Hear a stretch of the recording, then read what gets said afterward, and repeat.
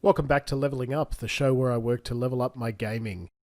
In the last episode, I introduced you to the components I used for my build.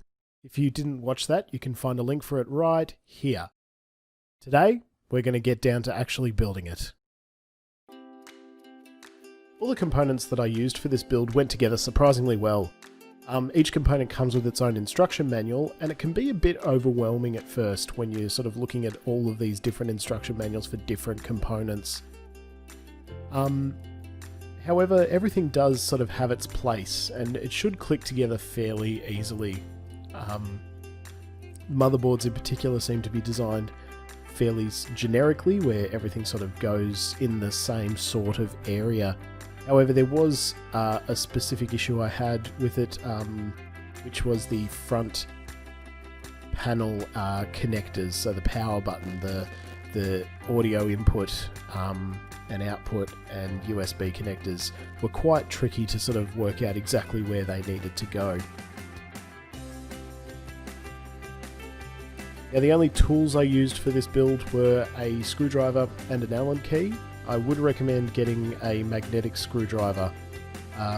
It's my understanding that the magnet in a magnetic screwdriver is not strong enough to affect any of the PC components, any of the motherboard components or GPU components, and it would just make things a lot smoother in terms of making sure that you don't drop a whole bunch of a whole bunch of screws everywhere, which happened to me a couple of times.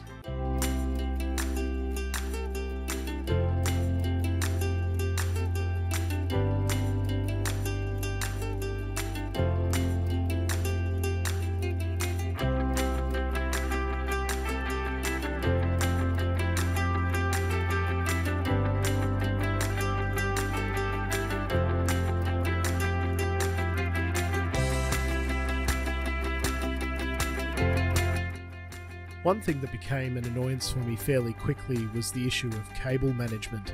I'd always heard about it as being a really important factor in your build, however, short of custom creating your own cables, I just don't see a way to manage it to a level of cleanliness that I'm personally happy with. But that seems like a leveling up step far down in the line, so for the time being I'm going to have to be happy with what I got to in the end.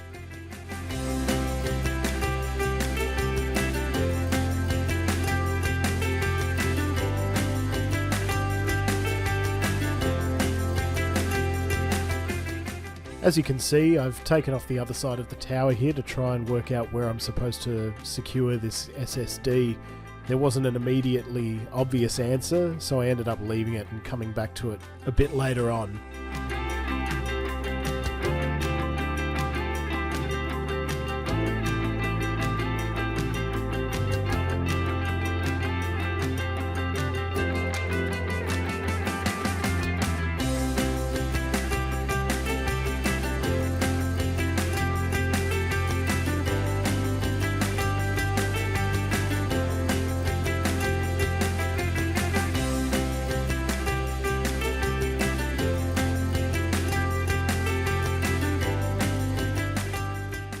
The PSU was probably the easiest component to place. Seeing as I blocked a lot of this section by not being mindful of the camera placement, I'll describe it for you. I slid it in, I screwed it in place, and went to have a coffee.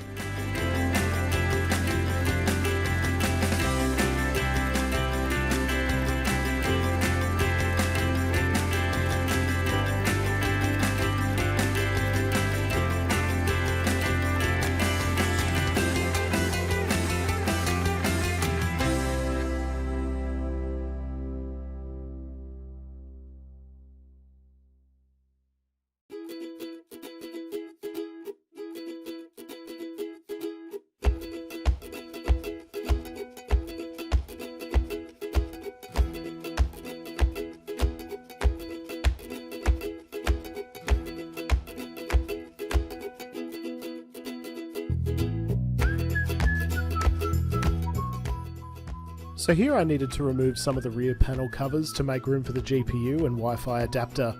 I think installing the GPU was the most nerve-wracking part of the build for me, as it seems just like such a delicate component, especially the small board that clips into the motherboard. However, like everything else in the build, it clicked together without much of a fuss.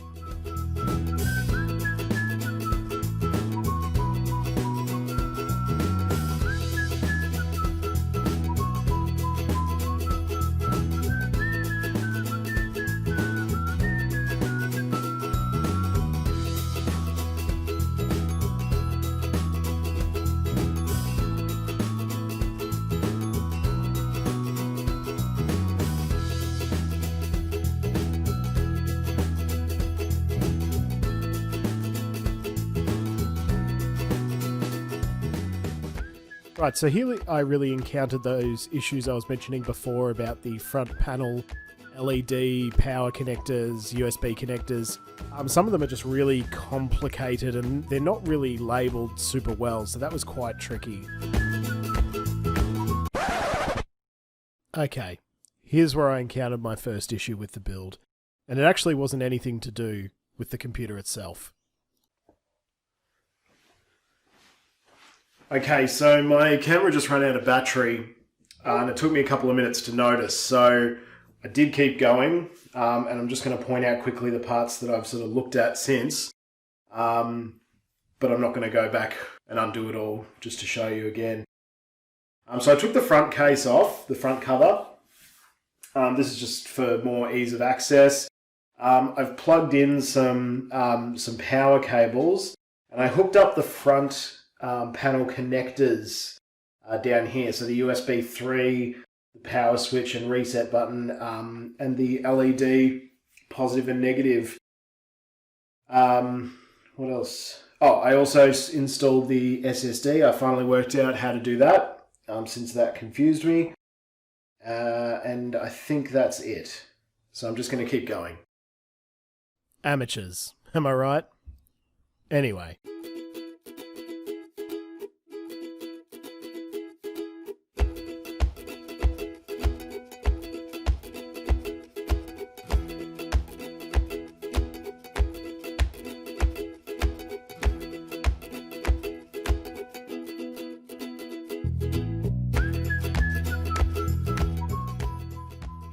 Right, so at this point in the build I was getting to the point where I needed to start connecting everything to the power supply unit, and that was quite a tricky process to work out, and it required me to sort of read a lot of the manuals, and you can see I'm fiddling with the Wi-Fi adapter quite a lot here, and that's because the power cable actually doesn't reach around the GPU to the power supply, and I end up moving it just to make things a bit easier. So if you're looking at doing this yourself, I recommend putting in the power cables early on, making sure they reach before you have to sort of go in and adjust things.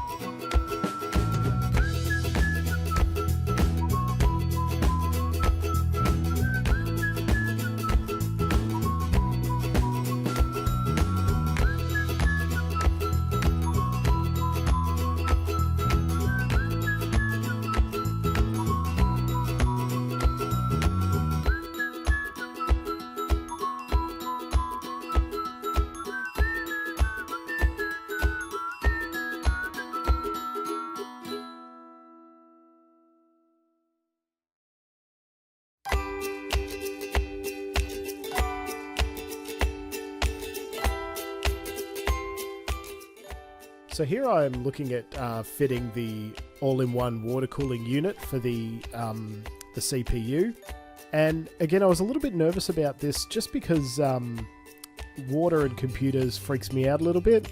However, it was super easy to install. It doesn't matter whether you have an AMD or an Intel CPU. The all-in-one unit comes with the adapters for both types, so you don't need to buy a specific type for a specific build. All it takes is applying a little bit of thermal paste, and everything then just sort of screws in place.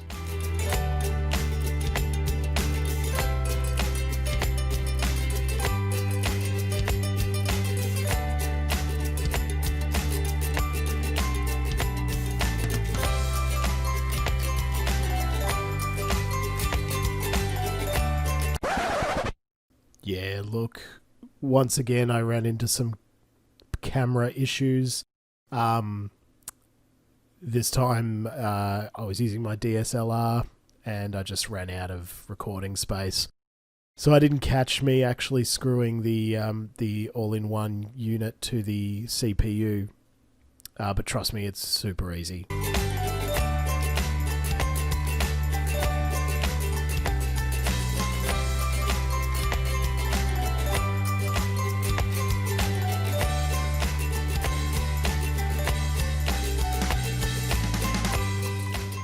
look, all in all, aside from a few hiccups here and there, the build went really well.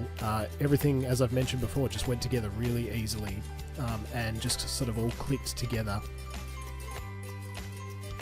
All in all, the process took me about 45 to 50 minutes to complete, and I highly recommend it if you are looking at leveling up your own gaming. As for now, join me next time when we start a Let's Play.